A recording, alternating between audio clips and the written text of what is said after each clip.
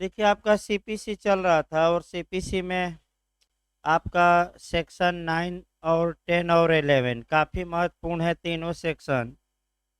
आपका 9 में बताया गया था कि the suit of civil nature, यानी कि कौन सा वाद दीवानी प्रकृति या सिविल प्रकृति या व्यवहार प्रकृति का वाद होगा, ये बताया गया था।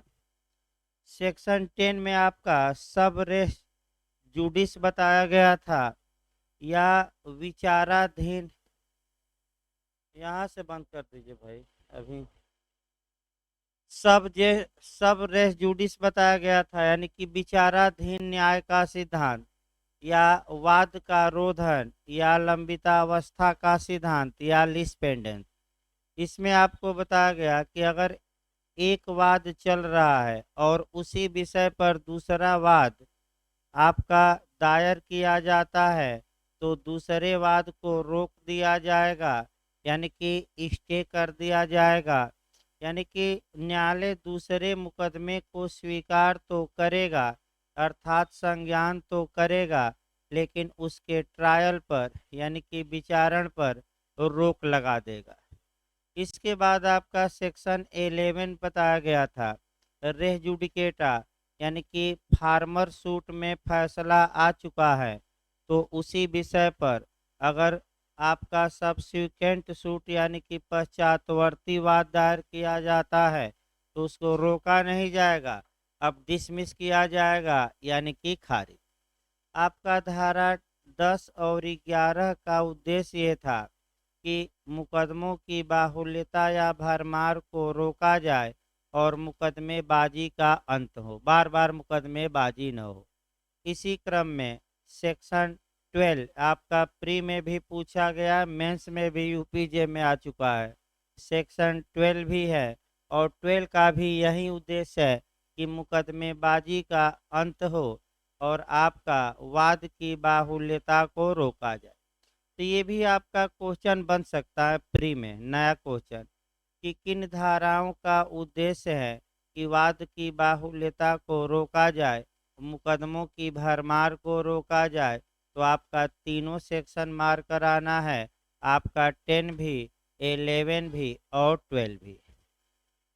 अब आपका पहले धारा 11 फिर कन्फर्म मैंने स्पष्ट करिए, यानी कि क्लियर कट एकदम दिमाग में होना चाहिए।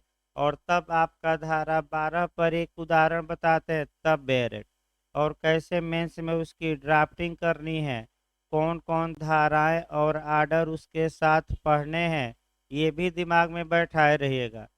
बहुत महत्वपूर्ण ये भी सेक्शन 12 ही है और भाई प्री और में दोनों में पूछा जाता है, मैं फिर बता दूं, इसको अच्छे से तैयार रखना है। देखिए आपका सेक्शन 11 क्या कहता था, फिर एक बार देखिए। यदि वादी यानी कि प्लेंटिफ अपने पक्ष में फैसला पाने के लिए अपने वाद पत्र या याचिका या आवेदन में, यानी कि चाहे प्लेंट हो या पिटीशन हो या एप्लीकेशन हो, एक से अधिक बेस उठा सकता था, अर्थात एक से अधिक आधार उठा सकता था, तो फिर आपका रेह माने रेह जुडिकेटा कहता है कि उसे सभी आधारों को एक ही मुकदमे में अर्थात पूर्ववर्ती वाद में ही उठा देना चाहिए। अगर वह कुछ आधारों को उठाया और कुछ आधारों को नहीं उठाया तो ये माना जाएगा कि जिन आधारों को नहीं भी उठाया है उन आधारों पर भी न्यायालय ने सुनवाई किया और सुनवाई करके फैसला दे दिया। इसे हम कह इसे आपका कहा जाता है कंस्ट्रक्टिव रेजुडिकेटा या अन्वयिक प्रांगण। फिर एक बार आपका केस भी हम बता रहे हैं, नवाब हुसैन का हमने केस बताया था, बहुत लीडिंग केस है। आपका नवाब हुसैन को अपने पक्ष में फैसला पाने के लिए दो आधार थे, कौन कौन? एक तो उसे आईजी ने नियुक्त किया था और किसने बर्खास्त कर दिया था? डीआईजी ने। और दूसरा ये था कि उसे सुना नहीं गया, यानी कि आरडी अल्ट्रम पर्टम। तो कितने आधार वो उठा सकता था? दो। एक आधार उठाया और एक नहीं उठाया, तो कानून मानेगा कि वह दोनों आधार क्या कर लिया है, उठा लिया, दोनों पर फैसला आ गया, सुनवाई हो गई, और इस आधार को लेकर क्या वह नया वाद दायर कर सकता है कि नहीं, कि ये आधार छूट गया था और मैं न्यू सूट दायर करूंगा। तो रेस जुडिकेटा कहता है कि ऐसा संभव नहीं। अब इसी क्रम में आपका सेक्शन 12 भी है। सेक्शन 12 आधार की बात नहीं करता, ये रिलीफ की बात करता है, अनुतोष की बात करता है, यानी कि हक की बात करता है, अधिकार के मांगने की बात करता है। अर्थात इसका मतलब ये हुआ कि यदि आप न्यायालय में मुकदमा करते हैं तो जितने अधिकार मांग सकते हैं, जितने रिलीफ मांग सकते हैं, जितने अनुतोष मांग सकते हैं, एक ही मुकदमे में सभी अनुतोषों का उल्लेख कर दीजिए। अगर आपने कुछ अनुतोष मांगा और कुछ नहीं मांगा, तो जिन अनुतोषों को आपने नहीं मांगा है, उन अनुतोषों की मांग के लिए नया वाद दायर करने से आपको रोक दिया जाएगा, यानी कि बार कर दिया जाएगा, स्टे दे दिया जाएगा। अर्थात अपर वाद का वर्जन या अतिरिक्त वाद का वर्जन, यानी कि बार आप फर्दर सूट इसको कहते हैं। तो अतिरिक्त वाद या अपर वाद का वर्जन, वर्जन मतलब कि रोकना, किस धारा में है, 12। तो भाई आपका पहले दो उदाहरण से कंफर्म करिए, तब बेयर एक्ट बताया जाएगा और कहाँ कहाँ रोका गया है आपका बेयर एक्ट के बाद बताया जाएगा। पहले दो उदाहरण से दिमाग में बैठाइए, एक दो लोग पूछ भी रहे थे, फिर बता दिया जाए। सेक्शन 11 के तहत आप बेस की बात करता है, आधार की बात करता है, अनुतोष की नहीं। जबकि सेक्शन 12 आपका आधार की बात नहीं करता, किसकी बात करता है, अनुतोष की। तो आइए आपका कब्जा पहले लिया जाए। पहला उदाहरण हम कई बार बता भी चुके हैं। मान लीजिए कि बी है और बी ने ए के मकान पर अवैध कब्जा कर लिया है। ए कब्जे की पुनः प्राप्ति या रिकवरी या कब्जे के प्रत्युद्धरण, इसको आपका जो बेयर एक्ट में लिखा है, कब्जे के प्रत्युद्धरण, प्रत्युद्धरण माने वापस पाने, या रिकवरी या कब्जे की पुनः प्राप्ति के लिए ए मुकदमा करता है। तो ए कौन कौन अनुतोष मांग सकता है। अब देखिए क्या क्या रिलीफ न्यायालय से मांग सकता है। पहला तो ये मांग सकता है कि हजूर ये मेरा मकान है, मुझे क्या दिलवाया जाए, कब्जा। दूसरा ये मांग सकता है कि हजूर हमें मध्यवर्ती लाभ दिलवाया जाए, यानी कि मीन प्रॉफिट भी दिलवाया जाए। तीसरा मांग कर सकता है कि हमें मुकदमे के क्या दिलवाया जाए, कास्ट या खर्चा भी दिलवाया जाए। और अंत में लिख दिया जाता है कि अन्य कोई अनुतोष जिसे न्यायालय उचित समझे हमें दिलवाए। इसलिए लिखा जाता है कि अन्य में सब कुछ क्या रहता है, समाहित। अगर आप छोड़ दिए तो खतरनाक होगा। अब इसी वाद में देखिए ध्यान से ए ने मुकदमा किया और अपने मुकदमे में केवल ये लिखा कि हमें केवल क्या दिलवाया जाए, कब्जा। ए के पक्ष में डिक्री पारित हो गई। तो ऐसी दशा में अब ए बाद में सोच रहा था कि हम तो मध्यवर्ती लाभ और किसकी मांग कर सकते थे, खर्चे की, और इसके लिए नया वाद दायर कर रहा है। तो जो ये नया वाद दायर करेगा, इन दोनों के लिए क्या इसका नया वाद चलेगा कि इसके नए वाद दायर करने पर कानूनन रोक लगा दी गई है। तो कानून क्या करता है इसके नए वाद दायर करने पर, रोक। और इसी को हम कहते हैं अपर वाद का वर्जन, अतिरिक्त वाद का वर्जन, यानी कि बार टू फर्दर सूट। दूसरा उदाहरण देखिए, एक और उदाहरण आपका संविदा का दिखाया जाए। देखिए ये आपका इशारे में भी जाएगा, इशारे में भी प्रावधान है। अगर ए और बी में संविदा हुई, बी ने संविदा भंग किया, तो एग्रीड पार्टी कौन हुई, यानी कि व्यथित पक्षकार कौन हुआ, ए। तो संविदा भंग के मामले में आपका कानूनन ए को क्या क्या अनुतोष प्राप्त है, अर्थात ए किन किन आपका रिलीफों को या किन किन हकों को मांग सकता है।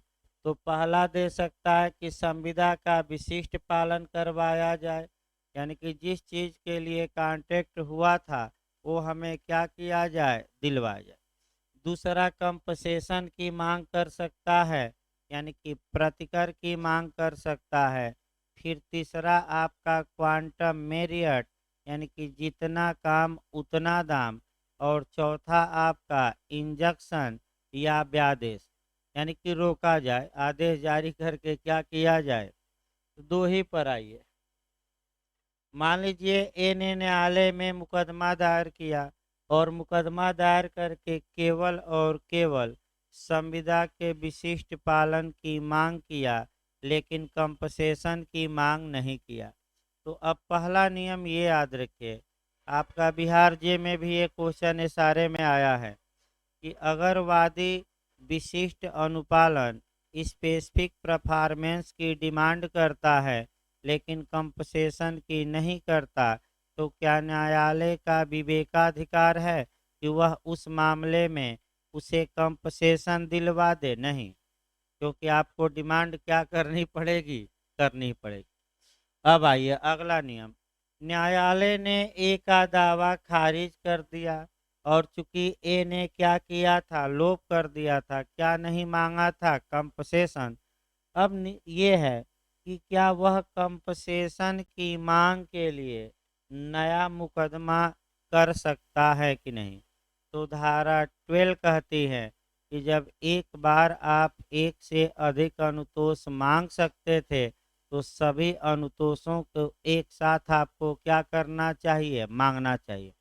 अगर आपने कुछ अनुतोष मांगा, कुछ अनुतोष नहीं मांगा, तो जो अनुतोष आपने नहीं मांगा है ये माना जाएगा कि आपने मांगा था, उस पर सुनवाई हुई और आपका वह अनुतोष खारिज हो गया। अगर आप कहते हैं कि ये छूट गया, हम नया मुकदमा दायर करेंगे, तो ये संभव नहीं है, क्योंकि अनुतोष की मांग के लिए न्यू सूट दायर करने पर कौन सी धारा रोक लगा देती है, 12। यानी कि एक तरफ से हम कह सकते हैं कि रेस जुडिकेटा को ही आगे बढ़ाने के लिए सेक्शन 12 बना है। बस ये है कि इसमें अनुतोष की मांग को क्या किया गया है, नए सिरे से रोका। अब बिहार का क्वेश्चन इसी में ऐड किया जाए। अगर वह कंपसेशन की मांग नहीं किया है तो बिहार ने ये पूछा था कि वह वाद पत्र में एमेंड करके कब तक कंपसेशन की मांग कर सकता है। तो कब तक कर सकता है, निर्णय के पूर्व कभी भी। बस यही याद रखना है, कब तक, जब तक कि सिविल न्यायालय उस मामले में फैसला न दे दे। आपका फैसले के पूर्व कभी भी इसकी डिमांड की जा सकती है, लेकिन निर्णय के बाद नहीं। इसी बात को आपका अब बेयर एक्ट से चलना है। देखिए भाई, बेयर एक्ट निकालिए। दो उदाहरण आपका बताया गया। अब बेयर एक्ट, उसके बाद आपका कोरिलेशन यहाँ करना है और सभी को देखिए क्या कहता है बेयर एक्ट। जहाँ देखिए, जहाँ कोई वादी किसी विशेष वाद कारण के संबंध में आगे किसी वाद को दायर करने से नियमों के द्वारा वंचित कर दिया गया है।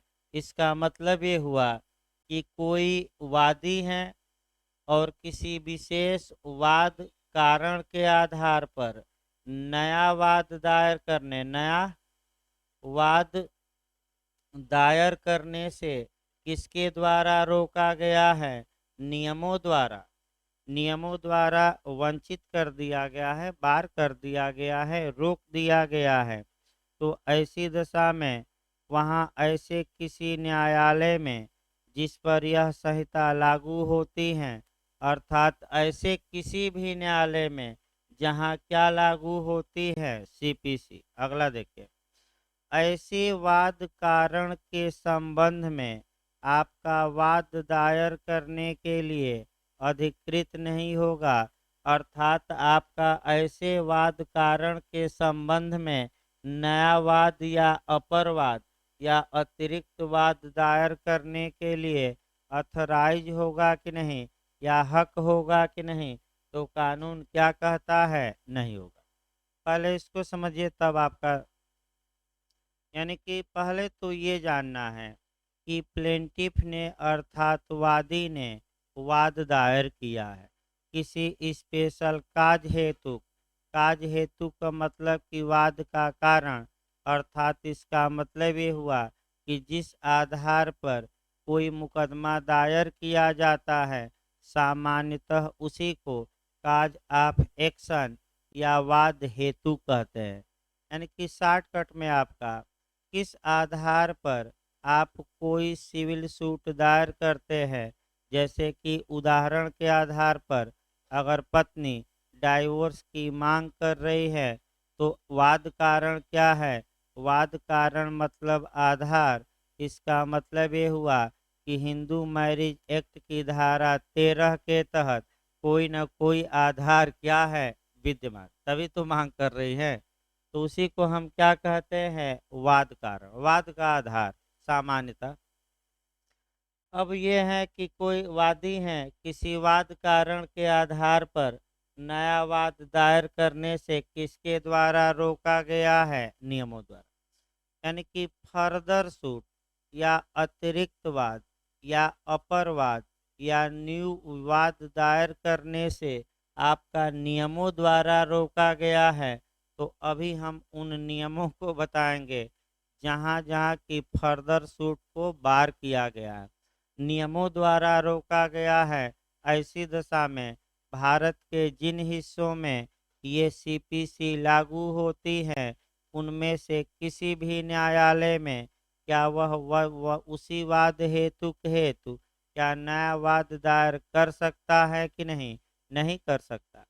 तो किसके द्वारा रोका गया हो नया वाद दायर करने से, नियमों द्वारा। तो जहाँ जहाँ अब यही आपको मेंस के लिए थोड़ा कठिन रहता है, कठिन ये है कि जहाँ जहाँ वादी को नियमों द्वारा बार किया गया है सभी नियमों को पढ़ना है, सेक्शनों को पढ़ना है, और नियम लिखते हुए आप सेक्शन भी पढ़ेंगे। तो एक एक नियम को देखते हैं, 7-8 पॉइंट याद करना है, 4-4 लाइन सबको लिखना है। देखिए भाई, पहला नियम है आदेश 2 का नियम 2, यानी कि आपका प्री के लिए भी लिख लेना, लिखवा देंगे। आदेश 2 का आपका ऐसे लिखना है भाई, आदेश 2 का नियम 2, यानी कि ऐसे भी लिख सकते हैं शॉर्टकट में, वो लिखा जाता है, या पूरा नाम भी लिख सकते हैं। रोमन अंक में लिखिएगा, आदेश और नियम किस में लिखना है, कॉपी पर भी भाई रोमन अंक में ही लिखिएगा।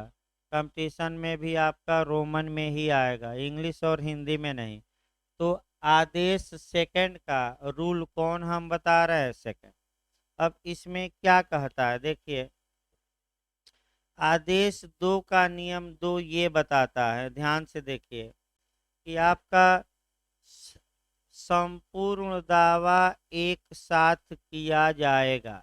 इसका मतलब समझिए भाई, यानी कि अगर वादी किसी मामले में जितना दावा कर सकता है तो वादी के लिए यह आवश्यक है कि वह सभी दावों को एक साथ कर दे। तो पूरा संपूर्ण दावा एक साथ, तो एक उदाहरण देखिए, उदाहरण पर भी चला जाए। ए बी को 10,000 रुपया उधार दिया है, फिर से एक बार याद रखिए कितना दिया है, 10। अब ए इस 10,000 बी ने नहीं दिया, तो ए इस 10,000 रुपये की मांग के लिए बी के खिलाफ क्या लाता है, वाद। अब देखिए पहला नियम आदेश 2 का नियम 2 ये कहता है कि संपूर्ण दावा एक साथ किया जाना चाहिए, अर्थात ए अगर बी के खिलाफ मुकदमा ला रहा है तो पूरा 10,000 की डिमांड एक ही मुकदमे में कर दे, किस मुकदमे में? 4 मुकदमे में की एक ही।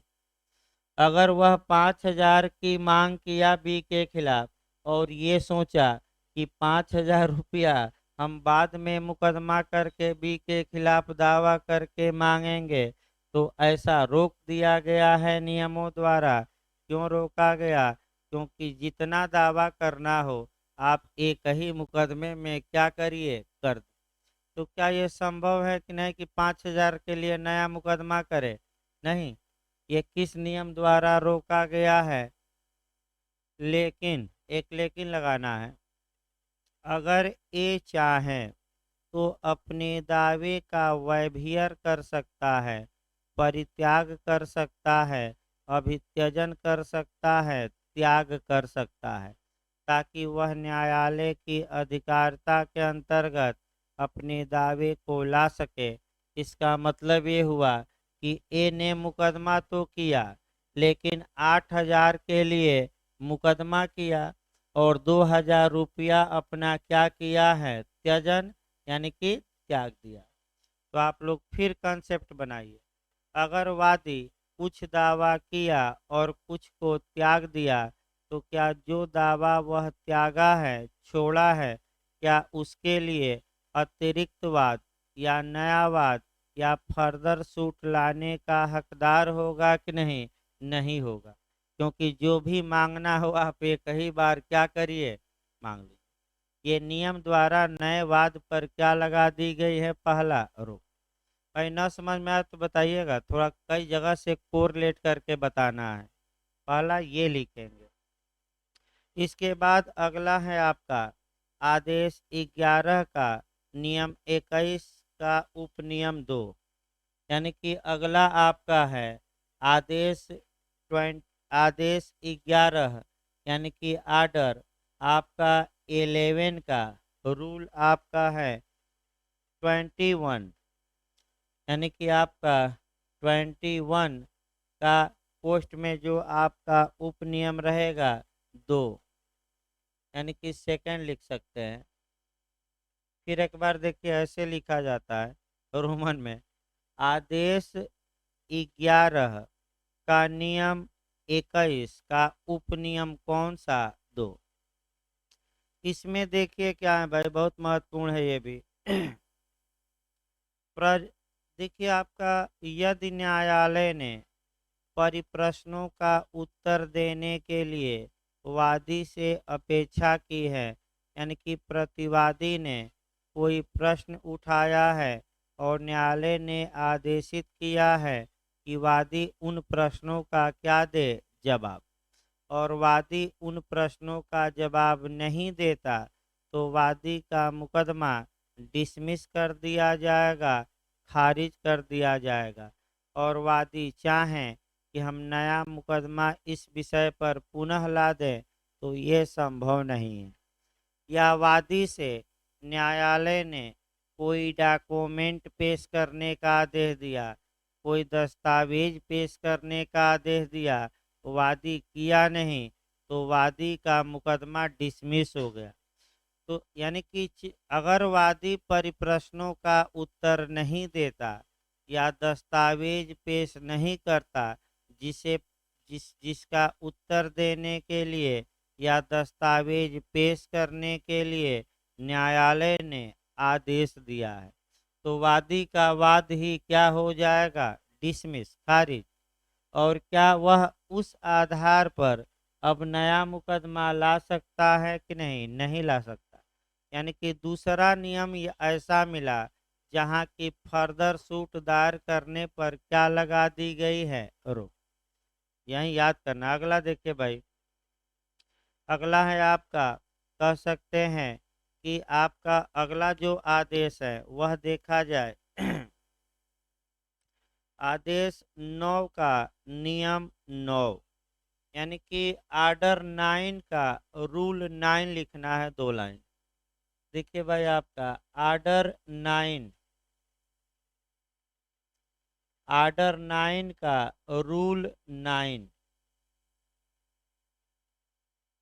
यानी कि आदेश 9 का नियम 9 लिखना है। देखिए क्या, वादवादी की चूक के कारण पूर्णतः या अंशतः खारिज हो जाता है। अब देखिए इसको, अर्थात इसका मतलब ये हुआ कि प्लेंटिफ या वादी ने वाद दायर किया और वादी चूक गया, यानी कि वादी डिफॉल्ट कर गया।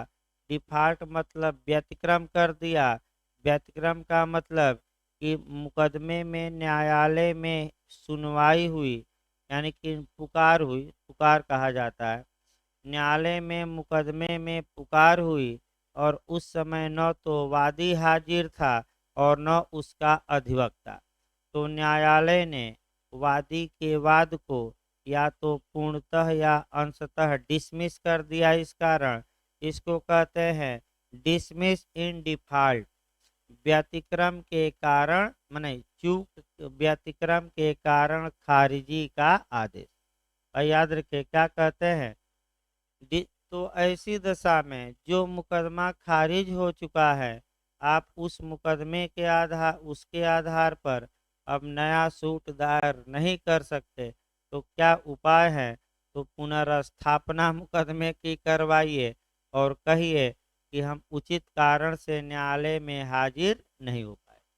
तो देखिए एक उदाहरण, सबसे अच्छा उदाहरण देखा जाए। ए ने बी के खिलाफ मुकदमा किया था और 5,000 की मांग की थी। जब मुकदमे की डेट पड़ी तो कौन डिफॉल्ट कर गया, कौन हाजिर नहीं हुआ? ए, वादी। तो आदेश 9 रूल 9 कहता है कि ऐसी दशा में ए का मुकदमा डिसमिस होगा, खारिज होगा। और ए अगर सोचता है कि हम डिसमिस हो गया मुकदमा और इसी काज ऑफ सेक्शन, इसी आधार पर हम नया मुकदमा कर देंगे, ये संभव नहीं है, क्योंकि कानून इस मामले में नया मुकदमा दायर करने पर क्या लगा देता है, रोक। तो आखिर डिसमिस हो गया तो उपाय तो कुछ होगा, उपाय है और उपाय आपको जानना पड़ेगा। उपाय आपका ये है कि आपका माने प्रत्यास्थापन कराए। अर्थात इसका मतलब ये हुआ कि एक कोर्ट में एप्लीकेशन दे और ये कहे कि हजूर जिस समय कोर्ट में हमारा नाम पुकारा गया था, मैं बीमार था उस समय, या मैं अस्पताल में भर्ती था, या मेरा एक्सीडेंट हो गया, या कोई किसी की घर में डेथ हो गई, जो भी कारण दिखाए, उचित कारण दिखाए, या तूफान आ गया, इतनी बारिश हो गई कि साधन चल ही नहीं रहा था, मैं क्या करता?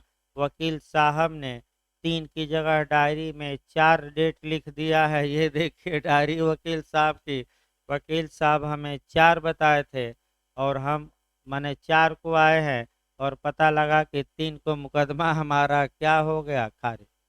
यानी कि अगर आप उचित कारण बता देते हैं तो जहां से मुकदमा खारिज हुआ था फिर पुनर्स्थापित होगा, वहां से चलना क्या होगा, प्राप्त। उपाय है ये, लेकिन नया मुकदमा नहीं, याद रखिएगा, बहुत पूछा जाता है ये भी। अगला देखिए, आदेश 22 नियम 9 देखा जाए। आदेश 22 का नियम 9 देखना है, यानी कि अगला आपका आया कि आदेश 22 का नियम 9।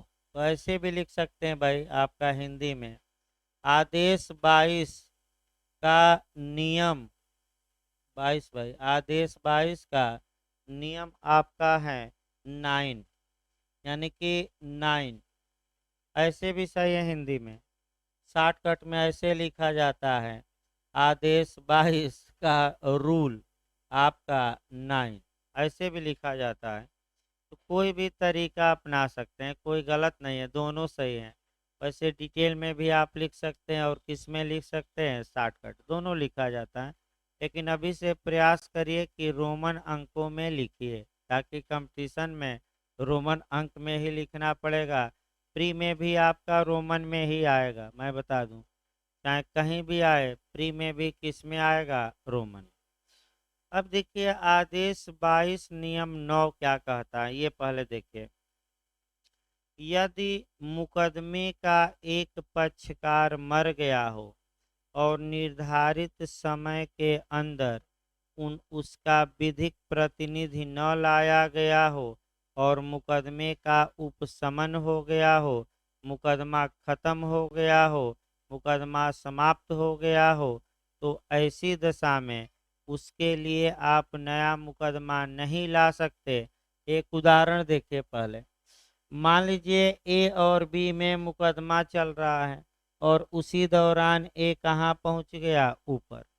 तो कानून ये कहता है कि अब ए तो भाई ऊपर पहुंच गया, मर गया, तो ए के मरने के 90 दिन के अंदर आपका ए की जगह पर मुकदमे में ए के विधिक प्रतिनिधियों का नाम लाया जाएगा। यानी कि विधिक प्रतिनिधि, एक के विधिक प्रतिनिधि मुकदमे में अब क्या बनेंगे? वादी। और 90 दिन के अंदर एक के विधिक प्रतिनिधियों को रिकॉर्ड पर नहीं लाया गया तो मुकदमा का उपशमन हो गया, मुकदमा समाप्त हो गया, क्योंकि समय के अंदर लीगल रिप्रेजेंटेटिव मुकदमे में पक्षकार नहीं बनाएगा। तो अब आपका जो एक विधिक प्रतिनिधि हैं वह 90 दिन बाद जब मुकदमा खत्म हो गया तो सोच रहे हैं कि हम क्या कर दें? नया मुकदमा कर दें। यानी कि पिताजी लड़ रहे थे, पिताजी मर गए, तो पुत्र सोच रहा है कि नया मुकदमा ही फिर से कर दें। तो क्या ये संभव है? तो अपरवाद पर यहाँ भी क्या लगा दी गई है? रोक। अतिरिक्त वाद पर। अगला देखिए, आपका आदेश 23 का नियम 1 का उपनियम 3, ये भी काफी महत्वपूर्ण है और ये भी प्री में भी आपका पूछा गया है, इसमें कोई शक नहीं, मैं बता दूं। आपका आदेश 23 का रूल 1, क्लाज वाइज लिखेंगे तो उपनियम 3 भी लिख सकते हैं। काफी महत्वपूर्ण है, प्री में भी आपका पूछा गया कई बार। फिर एक बार हम बता रहे हैं, आदेश 23 का आपका नियम आपका 1 का उपनियम 3 है। देखिए इसमें क्या है, यदि वादी अपने वाद को उठा लेता है। अब यही आपका समस्या है। देखिए भाई, आपका कैसे बनता है क्वेश्चन। यदि एक उदाहरण पहले देखिए तब सही रहेगा। ए और बी दोनों हैं, ए ने 5,000 की मांग बी से की और मुकदमा किया, तो ए वाद का मालिक होता है। ए जब चाहे अपने मुकदमे में समझौता कर ले या जब चाहे तब सिविल मामलों में अपना सूट विड्रा कर ले, वापस ले ले।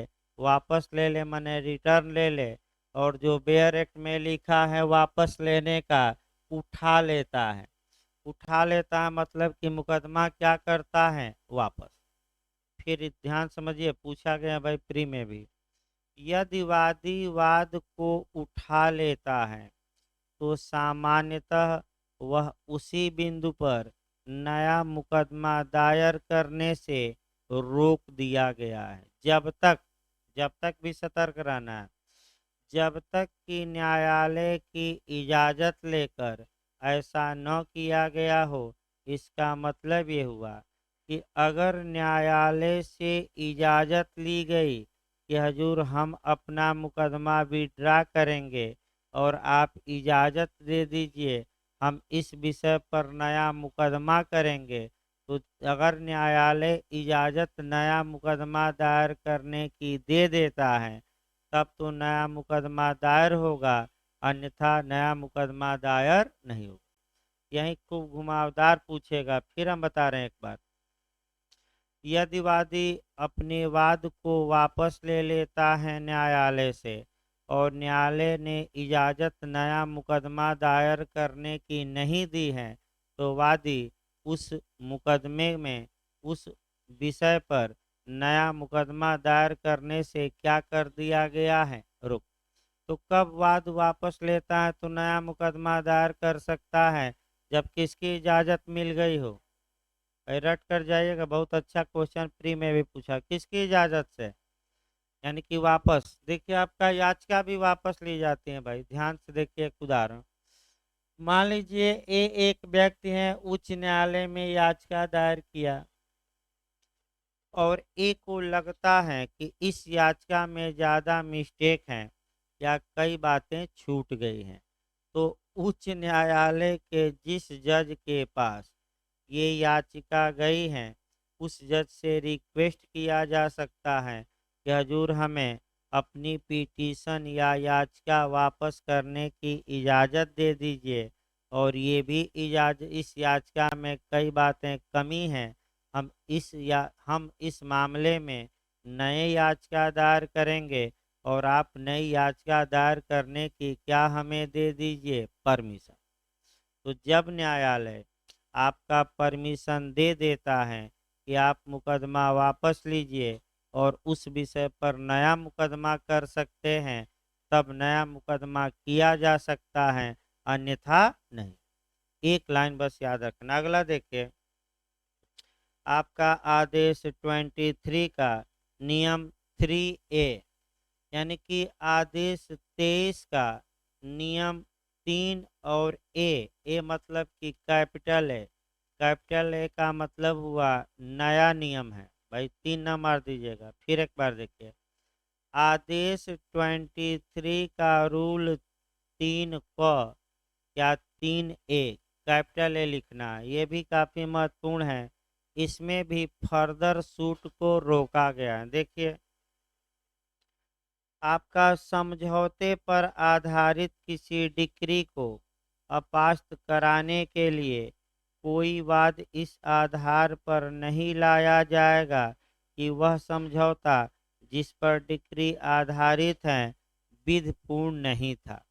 इसका मतलब ये हुआ कि आपका समझौते की डिक्री या सहमत की डिक्री आपका रेस जुडिकेटा में बताया गया था। फिर बताइए तो, क्या कंसेंट की डिक्री या समझौते की डिक्री या सहमत की डिक्री में प्रांग न्याय लागू होता है कि नहीं? बताया गया था ना।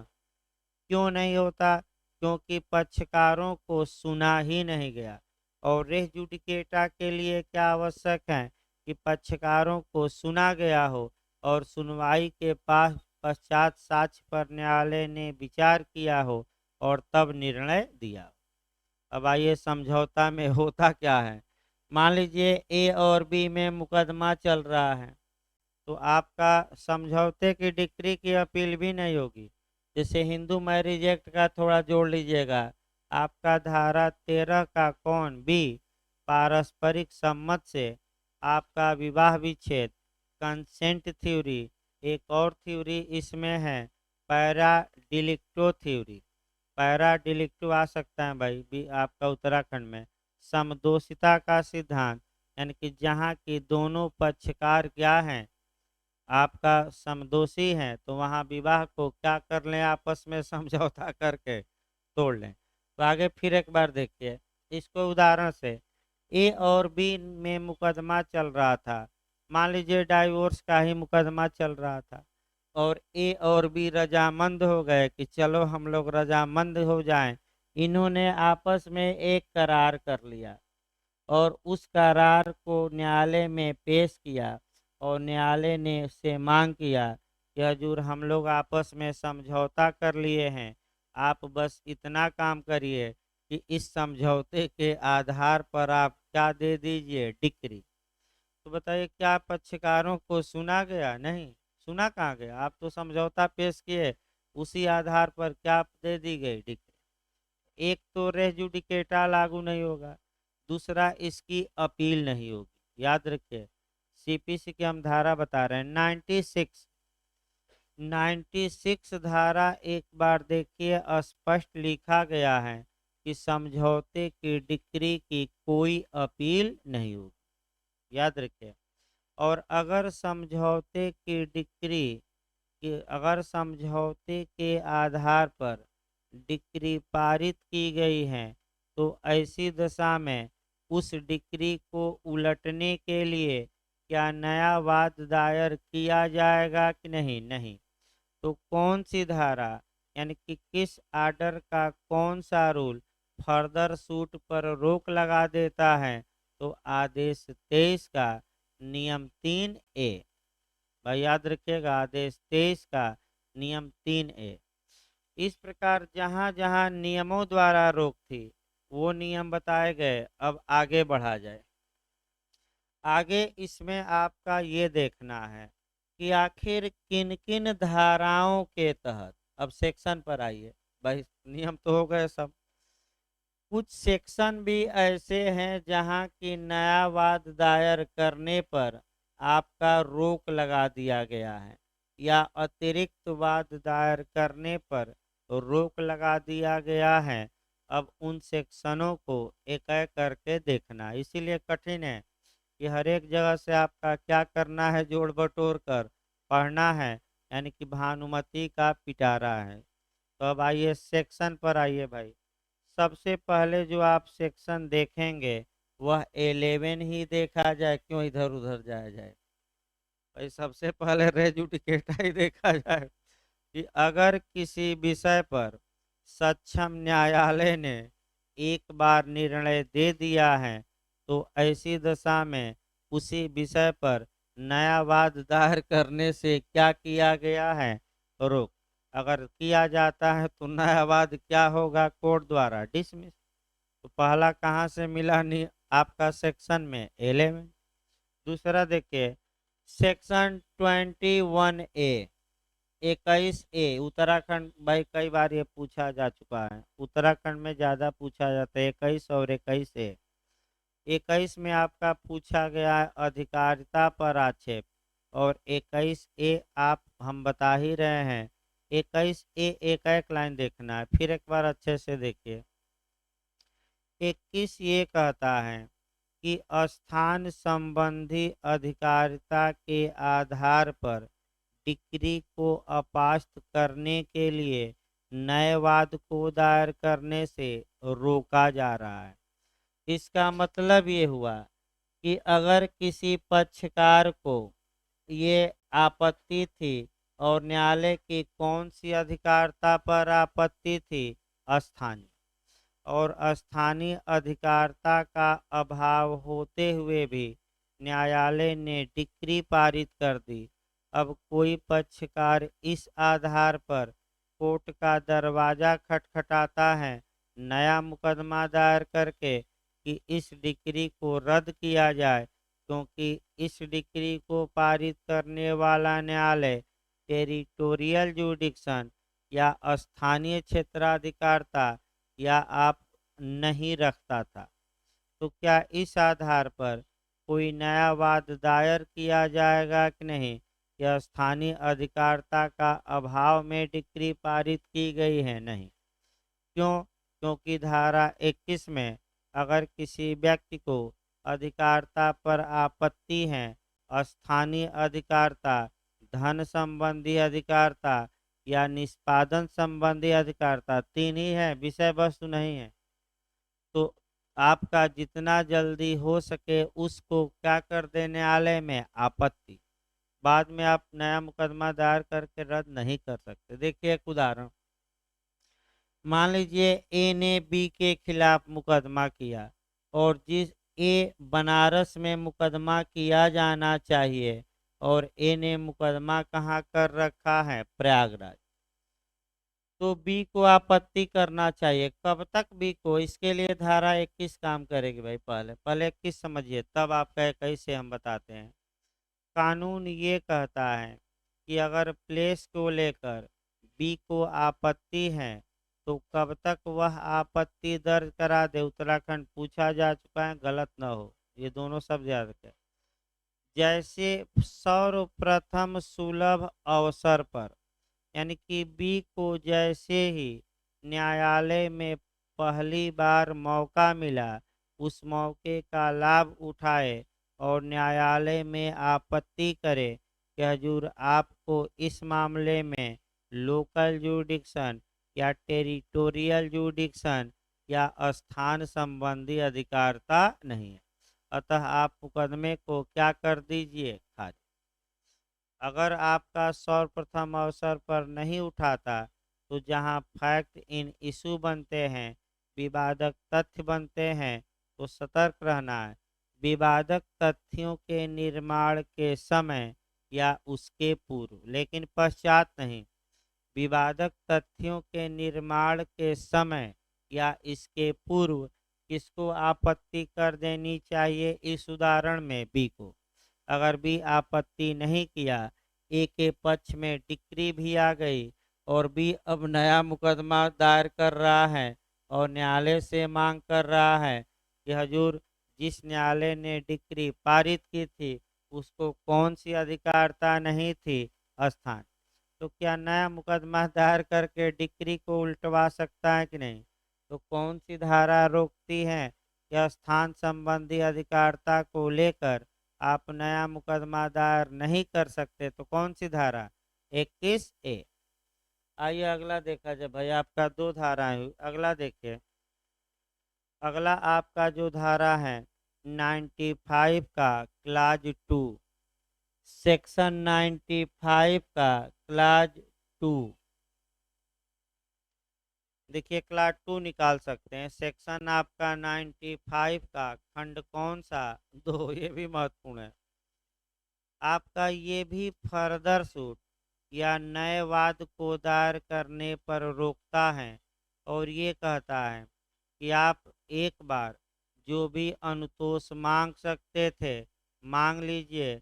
अगर गिरफ्तारी इत्यादि प्रतिवादी की कराई गई है तो ऐसी दशा में आप अनुतोष के लिए नया मुकदमा नहीं कर सकते।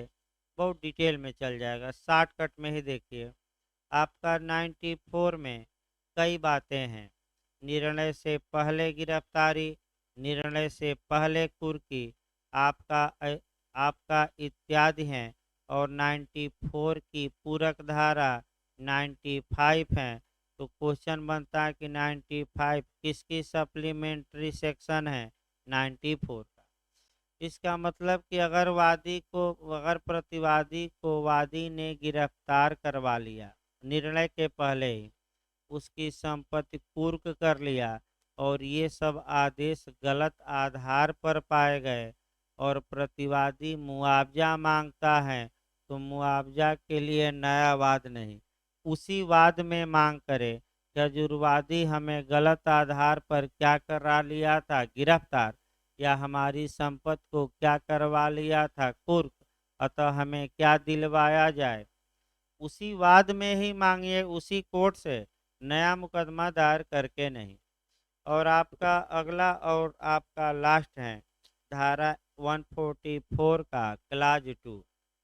देखिए सेक्शन 144 का क्लाज 2 बस एक लाइन बताता है कि जो अनुतोष इस धारा के तहत मांगे जा सकते थे उसके लिए कोई नया मुकदमा दायर किया जाएगा कि नहीं? नहीं।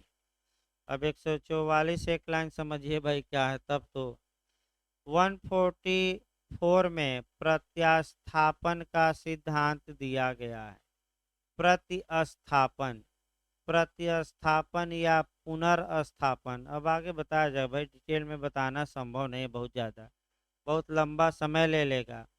बस ये जानिए कि जो अनुतोष 144 के तहत पक्षकार मांग सकते थे तो उसी मुकदमे में मांग लें, अपील में मांग लें कि आपका उसके लिए वे नया मुकदमा दायर कर सकते हैं कि नहीं? नहीं।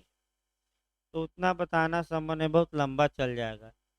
इस प्रकार आपका ये बताया गया कि आपका बार टू फर्दर सूट यानी कि अपर या अतिरिक्त वाद का जो वर्जन किया गया है वह नियमों द्वारा भी किया गया है और सेक्शनों द्वारा। तो जब भी लिखेंगे भले दो दो लाइन दिखाइए मेंस में, आप नियम भी तीन तीन दो दो लाइन लिखेंगे और सेक्शन भी जैसे मैं दो दो लाइन बताया वो सेक्शन भी लिखेंगे।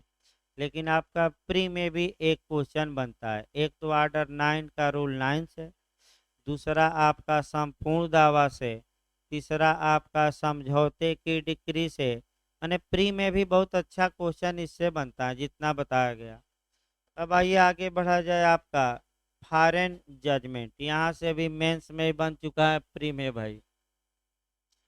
अब जो आपका सेक्शन चलेगा वह प्री में भी बना है, मेंस में भी बना है पिछली बार।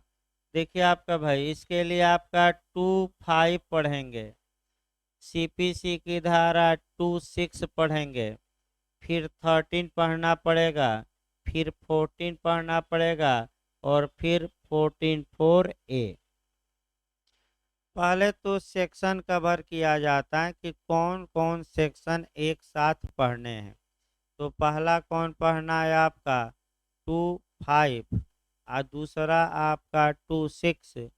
तो विदेशी न्यायालय और विदेशी निर्णय, तो आपका इसमें आपको देखना है, यानी कि फॉरेन कोर्ट किस में परिभाषित है, प्री में आ चुका है, और फॉरेन जजमेंट किस में परिभाषित है, ये दोनों रट कर जाइएगा।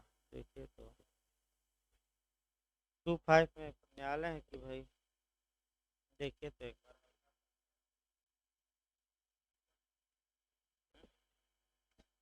5 में ना, देखिए भाई एक एक लाइन बताया गया है, विदेशी न्यायालय और आपका विदेशी निर्णय। एक एक लाइन देखिए, तब आपका सेक्शन 13 में 4-5 आपका कंसेप्ट पहले रहेगा, उसको देखा जाएगा, और तब आपका सेक्शन 13 का जो 6 पॉइंट है उसको रट्टा मारना पड़ेगा, और कोई उपाय नहीं मेंस के लिए। मैं समझाऊंगा एक एक करके, लेकिन आपको रट कर जाइए मेंस के लिए, प्रयास ये करिए भाई, आपका हम तो समझा ही रहे हैं, कुछ चीज़ें याद भी करिए। देखिए आपका विदेशी न्यायालय या फॉरेन कोर्ट की परिभाषा सीपीसी की धारा 2(5) में दी गई है। फॉरेन कोर्ट किसे कहा जाएगा? तो पहला नियम याद रखिए कि ऐसा न्यायालय जो भारत की सीमाओं के बाहर हो और न तो भारत सरकार द्वारा स्थापित किया गया हो और न ही चालू रखा गया हो। बस 2 लाइन। न्यायालय कहाँ हो, भारत के अंदर कि बाहर? और दूसरी शर्त ये है कि भारत सरकार ने न तो उसे इस्टेब्लिश किया हो और न ही कंटिन्यू रखा हो, तो हम कहेंगे कि वह कौन सा न्यायालय है, विदेशी। और इसी विदेशी न्यायालय द्वारा जो भी फैसला दिया जाएगा उसको हम क्या कहेंगे, विदेशी न्याय। यानी कि इस विदेशी,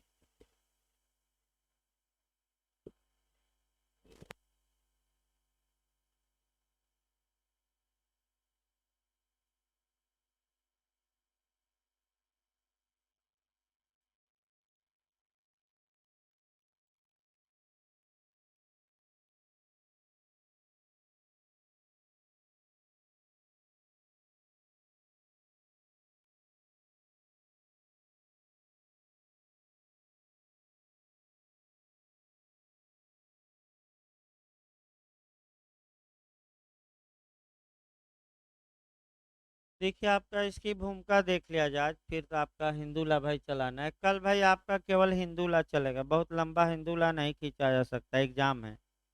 तो कल का जो शेड्यूल है बता दिया जाए, थोड़ा कल तक समस्या है। सोमवार से आपका माने सभी सब्जेक्ट चलने लगेंगे, कुछ व्यक्तिगत कारणों से आपका कम चल रहा है, हमें भी भाई दुख है कि कम चल रहा है, लेकिन न आपका मैंने चाहते हुए भी आदमी क्लास ज़्यादा नहीं चला पा रहा है। तो आपका आज तो अभी हिंदूला चलेगा, और कल आपका केवल हिंदूला चलेगा 10 बजे से, और आपका प्रयास किया जाएगा कि कल हिंदूला समाप्त कर दिया जाए, क्योंकि भाई प्री के लिए केवल पढ़ाना है। तो आपका इसके बाद आपका 2 कानून बचेंगे, आज देखिए जितना हो जाए, तो एक कानून तो उत्तराधिकार कल खींच ही दिया जाएगा, सामान्य बात है, मिताक्षरा दाय भाग। तो बस 4-4 लाइन बताना है प्री के लिए, कौन संस्थापक है, कौन उदार है, कौन आपका सहदायकी मान्य है, फैक्टम बैलेट कस में है, या देखिए आगे इसका। तो फिर एक बार कंसेप्ट बनाइए कि यह विदेशी न्यायालय जो फैसला देगा उसको हम क्या कहेंगे, विदेशी निर्णय। तो अगर कोई पूछे कि फॉरेन जजमेंट क्या है, तो बस एक लाइन में जवाब दीजिएगा, फॉरेन कोर्ट द्वारा दिया गया जजमेंट ही क्या कहलाता है, फॉरेन। अब मान लीजिए कि अब एक उदाहरण देखिए, ए और बी, ए ने बी के खिलाफ इंग्लैंड में मुकदमा किया, ए जीता है, और बी तो भाई भारत में है, तो बी के खिलाफ उस निर्णय को कहाँ लागू कराना है, भारत। तो ऐसी दशा में आपका ए क्या करे, तो कैसे लागू कराया जाता है ये प्रक्रिया मैं बता चुका हूँ। अब ए विदेशी निर्णय की प्रमाणित प्रति लाता है। तो अब 3-4 क्वेश्चन यहाँ देखना है कि आपका 3-4 क्वेश्चन ये गौर करना है सेक्शन 13 से, जो इंटरव्यू में भी पूछा गया है। एक तो विदेशी निर्णय का प्रभाव क्या होगा, पहला क्वेश्चन। विदेशी निर्णय क्या भारत में रेस जुडिकेटा का काम करेगा कि नहीं, ये भी आपको देखना। करेगा भाई, 13 में है ये। कितनी दशाओं में यह रेस जुडिकेटा के रूप में लागू नहीं होगा, और विदेशी निर्णय आपका कंक्लूसिव होगा, यानी कि निश्चायक होगा। पहले 3 शब्द समझिए, उसके बाद बेहरक शुरू किया जाए भाई। इतना आसान नहीं है, थोड़ा शब्दों को पकड़ने का प्रयास करिए। 3 शब्द पहले समझना है, उसके बाद धारा 13 में है तीनों, और जैसे बेहरक शुरू होगा वैसे ही फिर बताया जाएगा। पहला क्वेश्चन जो बनता है इंटरव्यू में, वह ये बनता है कि क्या फॉरेन जो जजमेंट है वह भारत में रेस जुडिकेटा का काम करेगा कि नहीं, या प्रांग न्याय के रूप में लागू होगा कि नहीं। तो आप कहिएगा कि हो सकता है, या आपका किस सेक्शन में, 13 में। यानी कि इसका मतलब ये हुआ कि अगर विदेश में आपका एक ही विषय पर एक बार फैसला आ चुका है और वह फैसले की प्रमाणित प्रति भारत में पेश की जाती है, तो वह फैसला भी प्रांग न्याय के रूप में, रेस जुडिकेटा के रूप में भारत में अप्लाई होगा। पूछेगा किस धारा के तहत, तो आपका 13 मारना है, 13। तब 2 नियम बना लीजिए कि भारत के न्यायालयों द्वारा दिया गया निर्णय पूछ ले तो सेक्शन 11 मारेंगे, और फॉरेन जजमेंट पूछ ले कि रेजुडिकेटा का काम करेगा तो कौन मारेंगे, 13। पहला ये जानना है। दूसरा ये, फॉरेन जजमेंट कब रेजुडिकेटा का काम नहीं करेगा, अर्थात वो जो धारा 13 में बेस दिए गए हैं, तो कितने आधार दिए गए हैं, 6। फिर एक बार देखिए, यानी कि 6 आधारों पर अगर प्रतिवादी 6 आधारों में से किसी एक आधार को सिविल कोर्ट में साबित कर देता है, तो वह विदेशी निर्णय भारत में रेस जुडिकेटा का काम नहीं करेगा। तो अभी 6 आधार न जानिए, पहले आज ये जानिए कि कितने बेस दिए गए हैं, 6। इतना रटिए। तीसरा ये कि आपका जो फॉरेन जजमेंट का इफेक्ट क्या होता है, तो निर्णय का 2 नेचर होता है, एक जजमेंट इन पर्सोनम और दूसरा जजमेंट इन रेम। दोनों को समझिए भाई, बहुत पूछा जाता है। एक जजमेंट इन पर्सोनम का मतलब व्यक्तिबंधी निर्णय। व्यक्तिबंधी निर्णय का मतलब हुआ कि ऐसा फैसला जिससे वादी और प्रतिवादी और उनके विधिक प्रतिनिधि बाध्य होते हैं, तो ऐसे फैसले को जजमेंट इन पर्सोनम।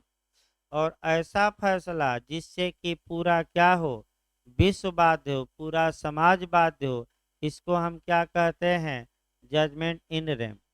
अब देखिए एविडेंस में कैसे क्वेश्चन बना है। अच्छा, जजमेंट इन रेम को हिंदी में कई नाम है भाई। देखिए आपका जो कंपटीशन में देता है, आपका सौरबंधी, ये कम शब्द देता है। लोकलक्षी ये ज़्यादा देता है। चाहे लोकलक्षी दे, सर्वबंधी दे, विश्वव्यापी दे, घबराना नहीं है। इंग्लिश में याद करना है क्या, जजमेंट इन रेम। तो एविडेंस में जाकर बहुत बार बना है कि एविडेंस की किस धारा में जजमेंट इन रेम का प्रावधान है, 41। 4 विषयों पर दिए गए निर्णय क्या माने गए हैं, जजमेंट इन रेम। चारों विषय रट कर जाइएगा आपका। अगला देखिए, तो प्रभाव आखिर अब है, फिर एक बार बैक होइए। धारा 13 के तहत विदेशी निर्णय का क्या प्रभाव होगा, जजमेंट इन पर्सोनम होगा कि जजमेंट इन रेम होगा। तो अगर आपका बेयरक में लिखा रहे कि वादी और उसके हित प्रतिनिधि बाध्य होंगे, लागू होगा उनके बीच जो पर्सोनम, अब पूरा समाज के लिखा रहे तो क्या, तो बेयरक में क्या लिखा है पढ़िए एक बार। आपका भाई क्या लिखा है बेयरक में, आप भी तो पढ़िए। बेयर एक्ट में पक्षकार और उनके हित प्रतिनिधि की पूरा समाज लिखा है, पक्षकार और हित प्रतिनिधि। तो आप लोग खुद बताइए कौन सा ये हुआ, जजमेंट इन पर्सोनम, भाई रट कर जाइएगा। तो धारा 13 में जो फैसला होगा फॉरेन कोर्ट का, वह किस नेचर का होगा, जजमेंट इन रेम होगा कि पर्सोनम, तो पर्सोनम, यहीं से निकलता है। अगला पॉइंट देखिए, और ऐसा निर्णय कंक्लूसिव होगा, कंक्लूसिव मतलब निश्चायक होगा, निश्चायक मतलब अकाट्य होगा, अकाट्य मतलब निर्विवाद होगा, यानी कि निर्विवाद कहा जाता है। तो इसको भाई समय भी हो गया, नहीं तो अब इसको आगे अब सोमवार को आगे बढ़ाएंगे, क्योंकि कल हिंदू लास्ट समाप्त किया जाए भाई, लंबा ना खींचा जाए। Crash course 5 6 6 7 period